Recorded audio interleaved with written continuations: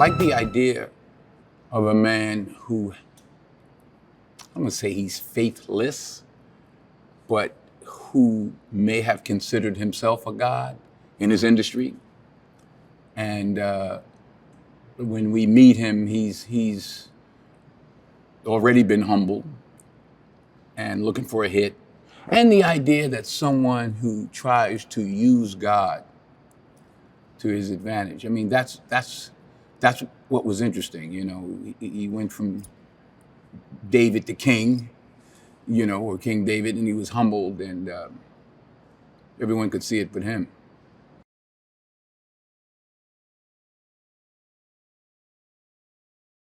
He is Brooklyn. He brings Brooklyn. He is New York City. He sees it in a way that I don't even necessarily see it. And I was born and raised here. I've been gone a long time. He's just one of a handful of visionary filmmakers that are unafraid, bold, brilliant. And that was the easiest decision I made with this whole project, is asking him to get involved. Spike's like, he yells and then he goes, all right, bet. And then it's like, all right, bet. That's just Spike, you know, because he's always going to go, all right, bet. He's, you know, that's just the way he expresses himself. And he was more excited than me. I was like, oh, okay. You know, it has been, because I'm just about done, fun getting back on the horse with him. You know, like I said, he's a visionary, great filmmaker, friend of the family as well. And it's interesting watching he with his children and, you know, our children kind of growing up together.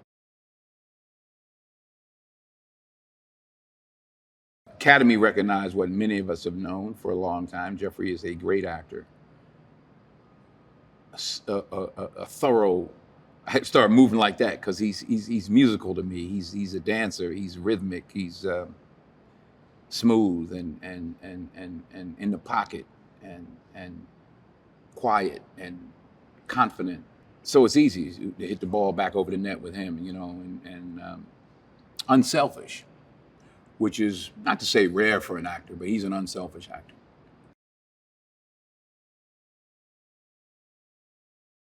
You know, I'm prejudiced. There is only one city. So nice they named it twice. I'm proud to be from here. I hadn't been on the Brooklyn Bridge last time I was on the Brooklyn Bridge, outside the car, walking, was with Spike back in 1989. New York is beautiful, but it's changed, especially Brooklyn. I haven't spent, like I live up by the 59th Street, so we come down a lot of times on this side of the river, all the way down from 59th, and I'm going through Greenpoint and all that. And I never, you know how New York is very, not territorial, what's the word? Neighborhoods. You know, I'm from Mount Vernon. First of all, you never went to Brooklyn without numbers.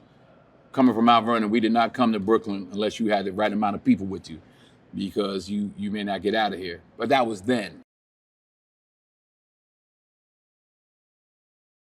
What would you do with these circumstances?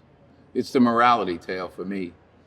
You know, the action beats, you know, you cut and paste that together as he goes, but it begs a very interesting question. And I'm ready now to see the original. I mean, I didn't want to kind of see it because I was like, oh, well, that's not really what we're making, and I didn't want to see something so good and then go, oh, shoot, I can't do that. I want to, you know, I don't want to be affected by it negatively or intimidated by it.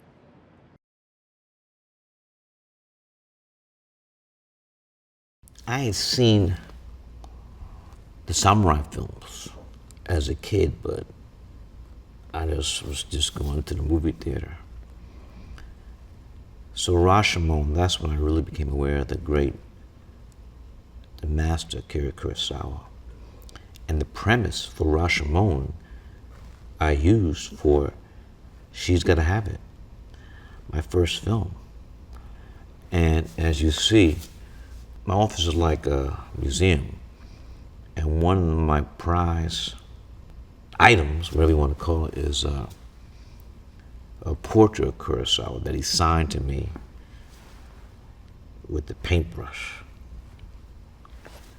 So I've always been a fan, and when this project came to me,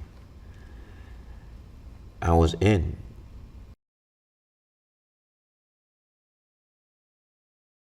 This film is about morals, scruples.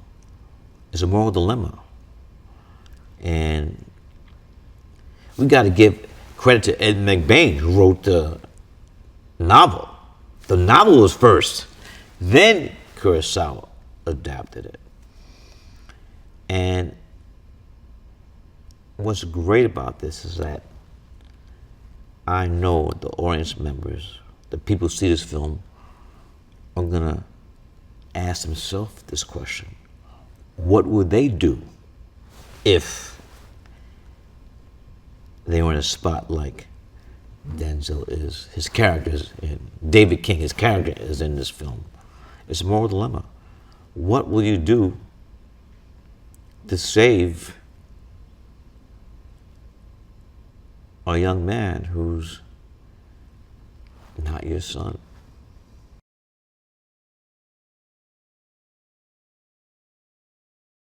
We're doing our thing, and it was the right time for us to get back together. I mean, as I said before, sir, Denzel and I did not know it had been that many years. For us, it was like yesterday. We didn't miss a step. There was no time spent about what we have to do or we have to regain what we had 20 years ago. That did not happen. It wasn't even a thought. As I said before, we didn't even know it was that length of time that had passed. For us, it was like yesterday.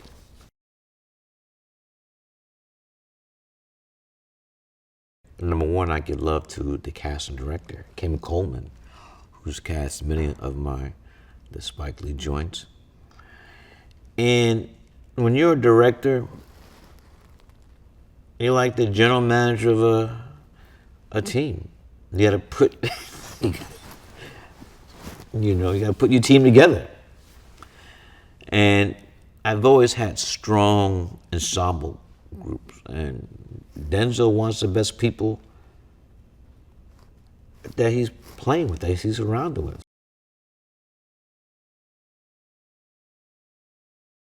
Jeffrey Wright's one of the greats. And that pairing of Jeffrey and D, and then also, this is not the first film A$AP Rocky has been in, so he's not just a rapper, he's an actor. I mean, he has the goods, he has the discipline, he understands, A$AP understands story, he's funny.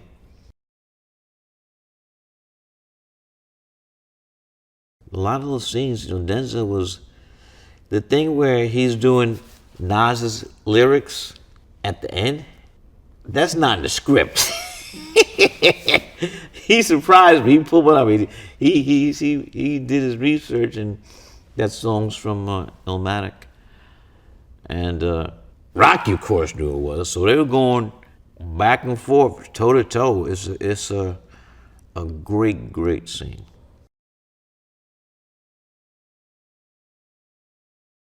I'm gonna stop saying that this is our last film. I've been saying that. I'm not saying that no more. Because the only reason I was saying that because Denzel was doing interviews saying he's retiring. And every time I pick up a trade paper, he's doing other movies. I'm not saying. So there is still a chance. I mean, how old will we be? What happens to another 20-year break? I have to reel this up. I'm behind the camera like this. And he'd be better shape than me, so. So I'm not saying anymore that this is the finale.